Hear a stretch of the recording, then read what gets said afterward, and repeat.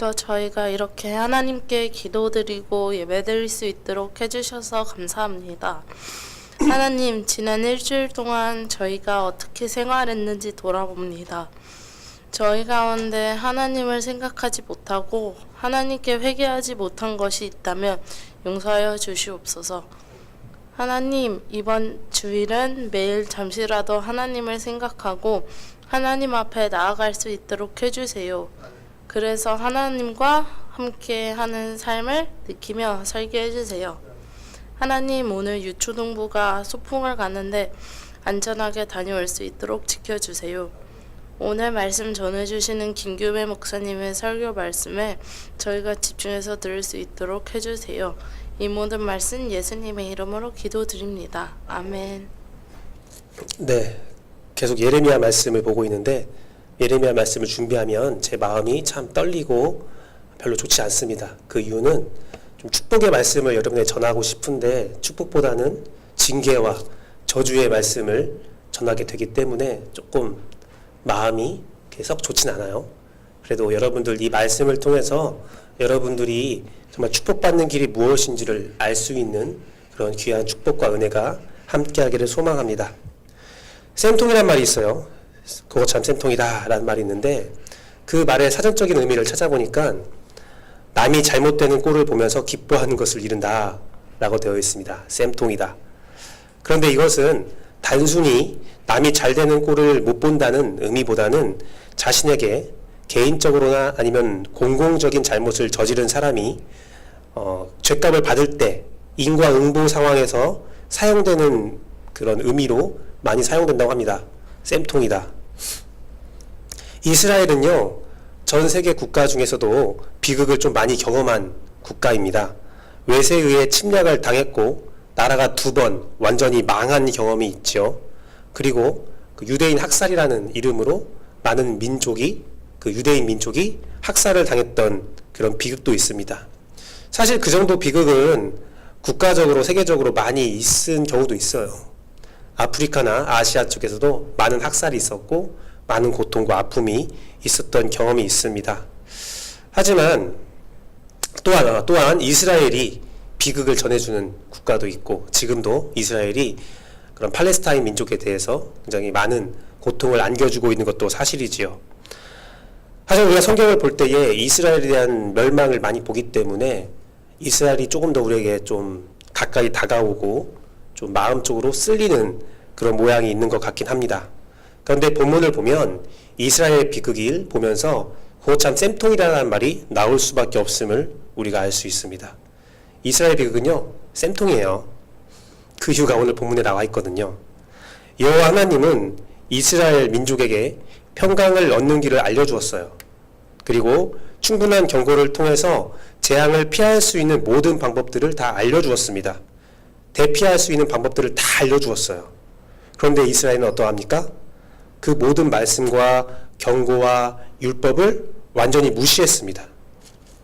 그것을 무시한 것은 단순한 말씀을 무시한 게 아니라 여호와 하나님을 무시한 거죠. 여호와 하나님을 무시한 이스라엘 민족들은 멸망당할 처지에 놓일 수밖에 없었죠. 재미있는 것은 성경을 보면 하나님은 징계를 내리실 때 한 번도 갑자기 내리신 적이 없어요. 가만히 있다가 기습적으로 팍 때리는 분이 아니에요. 하나님은 항상 경고를 하십니다. 내가 징계를 할 거야. 내가 이제 멸망을 시킬 거야. 하면서 기회를 주시는 하나님의 모습을 볼 수가 있어요. 소돔과 고모라도 그렇습니다. 소돔과 고모라가 죄악이 만연하자 하나님께서 어느 날 한순간에 소돔과 고모라를 멸망시키신 게 아니에요. 아브라함한테 가서 경고하셨고 롯에게 가서 경고하셨고 그 기회를 계속 끊임없이 주셨습니다. 노아의 홍수도 마찬가지입니다. 여러분이 노아의 홍수를 배울 때에 노아가 배를 뚝딱뚝딱 짓고 홍수가 났다라고 생각하시는데요. 성경적으로 보면 노아의 홍수에서 노아가 방주를 만드는 기간이 120년에서 짧으면 80년 정도 걸렸다고 계산이 돼요. 80년 동안 끊임없이 경고하신 거예요. 그리고요, 노아의 할아버지가 있거든요. 무드셀라라는 분이 계셔요. 에녹의 아들인 무드셀라라는 분이 계신데 유다서 말씀을 보면 에녹과 무드셀라가 어떤 행동을 했냐면 노아가 방주를 만드는 동안에 하나님의 징계와 심판을 이 세상에 경고하고 다니셨어요. 끊임없이 경고했어요. 하지만 그럼에도 불구하고 이 세상 사람들의 죄가 해결되지 않았고 노아의 심판이 있었던 거죠. 심지어는요, 여러분이 잘 알고 있는, 많이 들었었을 요나라는 선교사가 있어요. 선지자가 있습니다. 요나라는 선지자는 니느웨에게 경고를 했어요. 너희 멸망한다. 딱 하루를 성을 돌면서 경고했어요. 그러자 니느웨가 회개를 합니다. 회개 운동이 일어나니까 하나님께서 준엄하신 말씀으로 니느웨를 심판할 거야 라는 그 심판의 메시지를 취소하기까지 합니다. 하나님은요, 징계를 내릴 때요, 절대로 그냥 내리지 않아요. 경고를 하세요. 경고를 하세요. 작은 징계를 내리기도 하고 경고를 하기도 합니다. 그것은 하나님의 사랑의 메시지가 분명하다는 겁니다. 그런데요, 정말 이상하게도 사람들은 그 성경의 기록 가운데 끊임없이 똑같은 모습을 보이는데 하나님의 사랑의 메시지를 왜곡해서 해석합니다. 사랑을 이용해서 하나님의 진노를 쌓아가요. 하나님은 사랑이 많으시니 나를 징계하지 않을 거야. 그러면서 아직도 기회가 있어, 더 많은 기회가 있어 라고 생각하면서 하나님을 따르지도 않고 하나님을 경외하지도 않습니다. 하나님께 계속 범죄합니다.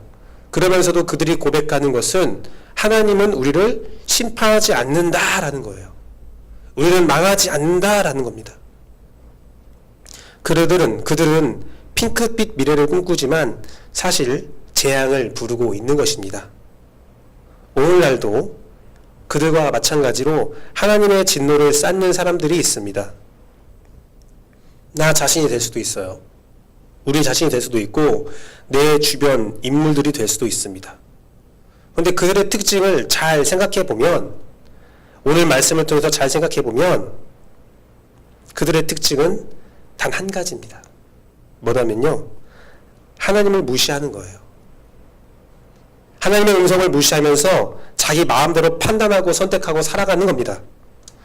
다른 사람의 말을 전혀 듣지 않아요. 심지어 그들은 하나님의 말씀을 듣지도 않고 다른 사람 말도 듣지 않고 자기 생각과 자기 판단 외에 다른 것을 들으려 하지 않습니다. 다른 사람들을 다 무시해요. 내가 어떤 말을 해도 나는 듣지 않을 거야 라고 해요. 앞에서는 친절한 척하면서 뒤에서는 아무 일도 하지 않아요. 오늘날 예수 그리스도는 우리에게 성경을 통하여 또한 성령을 통하여서 우리에게 많은 말씀을 하고 계십니다. 크게는 그리스도를 통한 구원이 있을 수 있겠죠. 예수를 믿으면 우리는 구원을 받습니다. 우리는 이 말을 많이 들었고 또한 우리 이웃에게 그 말을 많이 전했습니다. 하지만 그들은 듣지 않습니다. 또한 예수 그리스도는, 또한 내 안에 살고 있는 성령 하나님은 우리에게 구원만을 말하진 않아요. 구원받은 성도들이 어떻게 살아야 할지를 끊임없이 말씀하십니다. 길거리에서도, 우리 학교에서도, 심지어 화장실에서도 우리에게 많은 생각들을 갖게 하시고 많은 삶을 복귀하게 하세요. 내가 잘못된 선택을 하고 잘못된 말을 했으면 끝없이 후회함에 나오면서 내가 왜 그랬을까라는 생각을 갖게 합니다. 또한 사람들과 관계를 맺으면서 끊임없이 성령님은 네가 어떤 말을 해야 돼, 어떤 행동을 취해야 되라고 우리에게 알려주세요. 여러분이 말씀을 배운 것들이 생각나게 하시고 여러분이 읽었던 말씀들이 기억나게 하시고 사람들을 통하여서 하나님의 말씀을 전해주기도 합니다. 또한 여러분들이 눈을 감고 기도할 때에 하나님의 어떠한 음성들이 들려와요. 하나님이 여러분에게 원하시는 삶의 모습들이 들려옵니다. 예수 그리스도는요, 우리 주 성령님은요, 성경을 통해서 다른 사람을 통해서 여러 가지 방법들을 통해서 여러분에게 소소한 부분의 일상을 말씀하시고 어떤 말을 해야 할지, 어떤 행동을 해야 할지, 이 세상을 살면서 다양한 사람들에게 어떻게 행동해야 하는지도 정확히 알려주고 세세히 쓰여져 있다는 사실을 여러분이 기억해야 돼요. 또한 우리는 매주 설교를 들으면서 하나님이 주시는 교훈을 받고 있습니다. 사랑하는 성도 여러분, 오늘 지인이가 기도를 했잖아요. 그 기도에 우리의 삶을 비춰봤으면 좋겠어요. 우리는 얼마나 하나님 말씀대로 살고 있는가? 내가 얼마나 하나님의 말씀에 순종하며 살았는가? 오늘 만약에 하나님께서 여러분에게 징계를 내린다면 나에게는 어리둥절한 일인가 아니면 쌤통이라는 말을 듣는 일인가? 주님은요 끊임없이 여러분에게 경고하고 있잖아요. 끊임없이 여러분에게 말씀을 하고 있잖아요. 사랑하는 여러분, 오늘 우리는 내 생각을 벗어버리고 내 교만과 내 폐업된 생각을 벗어버리고 주님이 주시는 말씀으로 살아가는 여러분 되기를 간절히 바라고 또 바랍니다. 하나님의 인자하심을 시험하는 여러분 되지 않길 바라요. 잘 생각해 보세요. 성령님을 통해서 여러분에게 전달된 하나님의 말씀을 떠올리시고 그 말씀으로 살아가야 합니다. 우리가 그 말씀으로 살지 못할 때 여러분은 두 가지 중에 한 가지를 선택할 수 있는 기회가 열립니다. 말씀으로 살지 못할 때요. 내 삶에 말씀이 없을 때요. 두 가지 중에 하나를 선택할 수 있어요. 하나는 하나님은 나를 사랑하시니 그 사랑 가운데서 그냥 평안하자 라고 생각할 수 있습니다. 혹은 하나님을 나를 사랑하시기에 나에게 오늘 큰 경고의 메시지를 주고 계시며 진노를 참고 계신다. 그러니 그 사랑의 기회를 놓치지 말고 내 자신을 발견하고 회개함으로 하나님께 나아가자라는 선택을 할 수가 있어요. 그 두 선택이 똑같은 말이라고 생각이 들죠. 둘 다 사랑 아닙니까? 라는 생각이 들죠. 아니에요. 전혀 다른 말이에요. 첫 번째 말은 하나님은 사랑이시니까 내 죄를 바라보지 않겠다라는 거예요. 그냥 하나님의 사랑 가운데서 살겠다라는 고백이에요.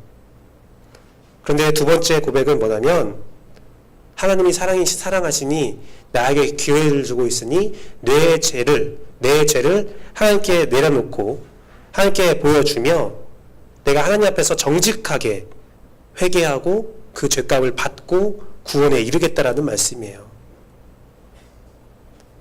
하나님의 사랑을 왜곡하지 마십시오. 하나님을 더 이상 속이지도 마십시오. 하나님을 쉬운 존재로 만들지 마십시오. 어쩌면 오늘이 여러분의 마지막 기회일지도 몰라요. 제가 중고등학교 때 또 청년부 때 많이 들었던 설교가 이겁니다. 좀 충격적인 설교인데요. 여러분들 집에 갈 때 죽을 수도 있어요 라는 그런 설교 진짜 많이 들었어요. 여러분 지금 예배 드리고 다음 주에 우리가 만날 수 있을 거라 생각해요? 앞에서 협박을 막 하시는데 맞아요. 그런데 오늘 이 말씀이 여러분에게 마지막 말씀일 수도 있어요. 우리가 항상 그것들을 기억하고 있어야 돼요. 그래서 오늘 듣는 말씀이 오늘 내가 하는 기도가 마지막 기도, 마지막 말씀이라는 생각을 가지면서 간절한 마음으로 그 말씀을 받아들이고 그 말씀 가운데서 귀한 성령의 열매를 맺는 여러분의 삶이 되기를 축복합니다. 우리 쌤통이란 말보다는 우리가 하나님께 나아가서 죄값을 받는 또 구원을 얻는 여러분의 삶이 되기를 축복합니다. 함께 기도했으면 좋겠습니다. 우리 이 시간 함께 기도하겠는데요.